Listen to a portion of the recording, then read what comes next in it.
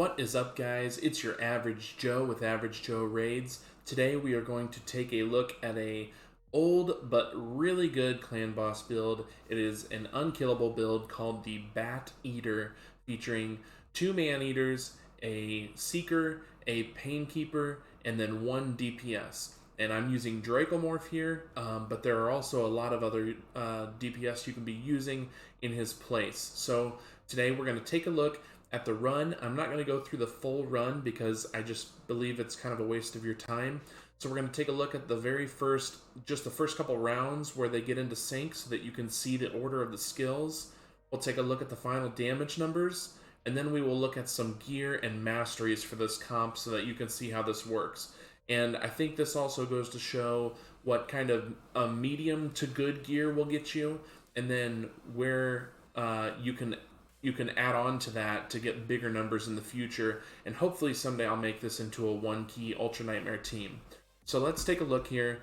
We've got Dracomorph in the lead for the accuracy aura, not necessarily because we need it, but just because more accuracy is better. And then obviously we have our two man-eaters, our Seeker, our Painkeeper.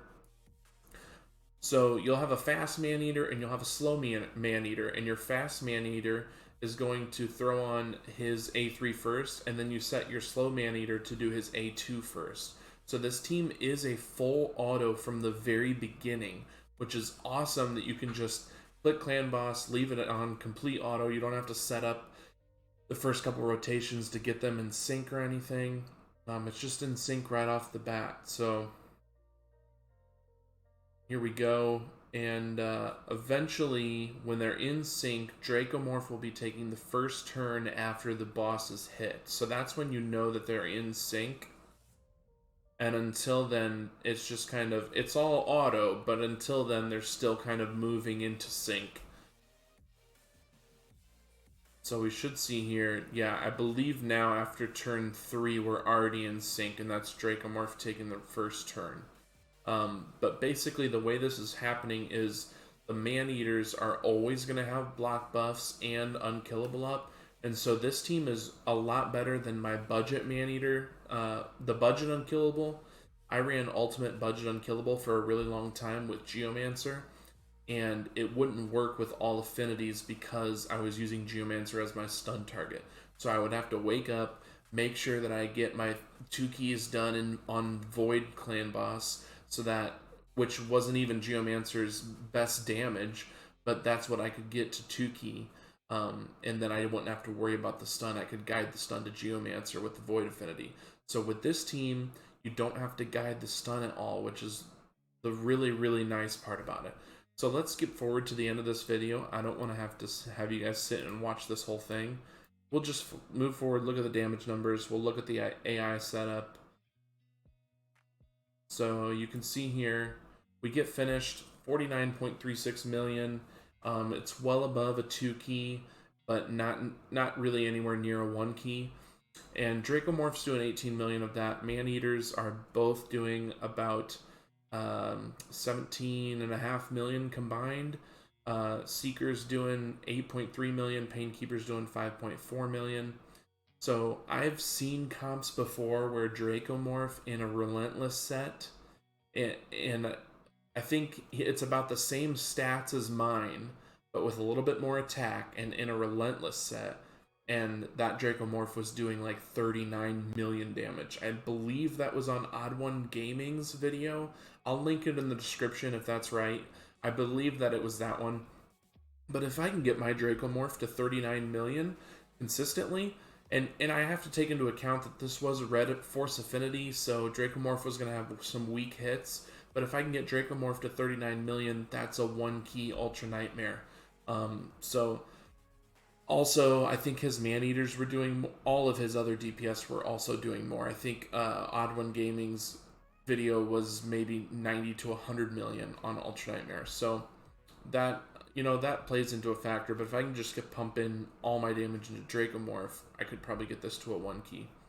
So that's the damage. It's a 2 key on Ultra Nightmare, completely full auto, whatever affinity you want, because Force Affinity would probably be the worst since Dracomorph's doing weak hits. And yeah, and then I believe we can also run this on Nightmare with the same speed.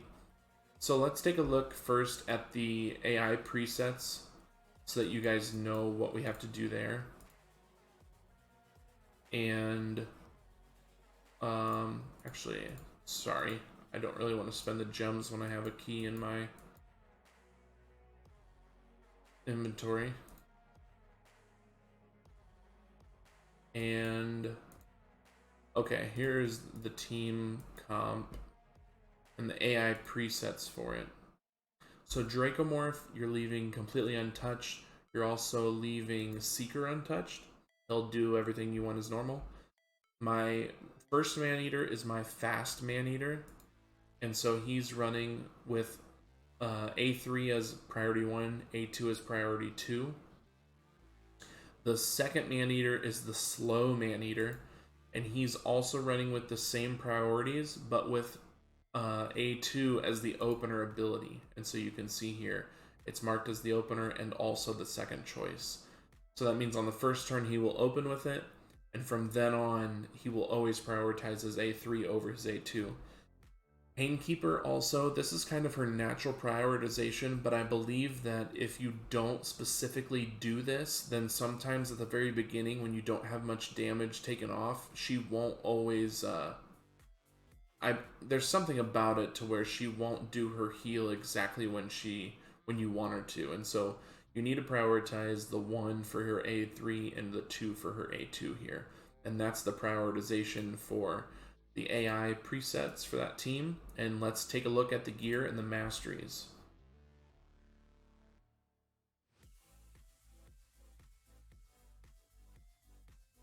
Okay, we'll take a look at our Painkeeper first. So she is in just a speed set, nothing else. And the way I did this was I basically put in the Hell Hades optimizer for the most damage and then set the speeds that I wanted.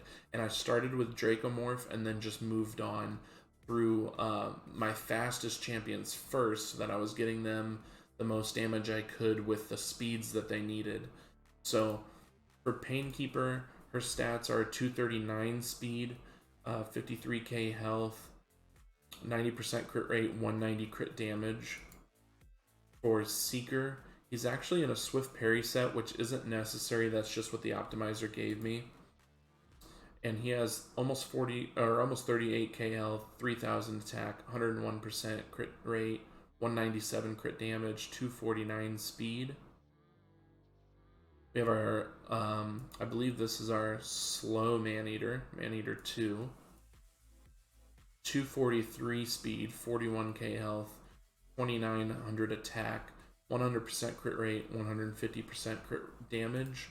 Our fast Maneater is 38k health, 2800 attack, 267 speed, 101% crit rate, and because of that speed, I wasn't able to get as much crit damage on him.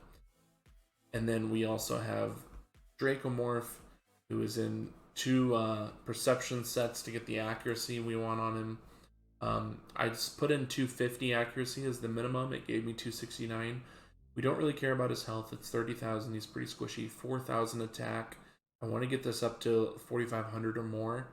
222 speed, 102% crit rate, and 241% crit damage, which is pretty good.